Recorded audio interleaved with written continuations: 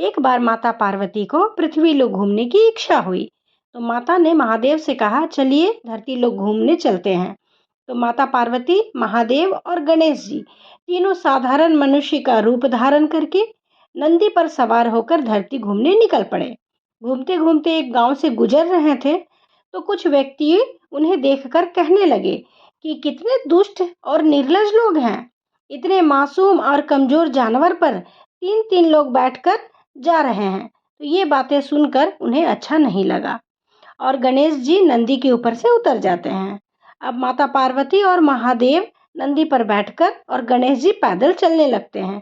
कुछ दूर जाने के बाद फिर से कुछ व्यक्ति मिलते हैं और वे उन्हें देखकर बोलने लगते हैं कि कैसे लोग हैं, इस जानवर पर कितना जुल्म कर रहे हैं। ये बेचारे मासूम बैल पर दो दो लोग बैठकर जा रहे हैं। तो उनकी बातें सुनकर माता पार्वती नंदी से उतर जाती हैं।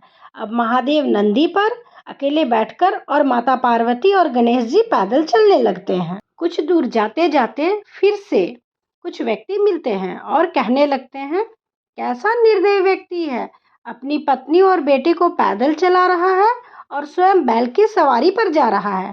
तो ये बातें सुनकर महादेव नंदी से उतर जाते हैं और माता पार्वती को नंदी पर बैठने को कहते हैं। अब माता पार्वती नंदी पर बैठकर और महादेव और गणेश जी पैदल चलने लगते हैं। फिर कुछ दूर जाते जाते कुछ व्यक्ति मिलते हैं। वे लोग इन्हें देखकर फिर से बातें करने लगते हैं कि कैसी निर्लज स्त्री है, स्वयं नंदी पर बैठी है और पति और बेटे को पैदल चला रही है। तो ये सब सुनकर माता पार्वती को अच्छा नहीं लगता है।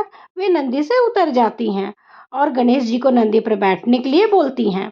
फिर कुछ दूर जाते जाते फिर से कुछ लोग मिलते हैं और कहते हैं, कैसा बेटा है, माँ बाप पैदल चल रहा है और स्वयं सवारी पर बैठा है।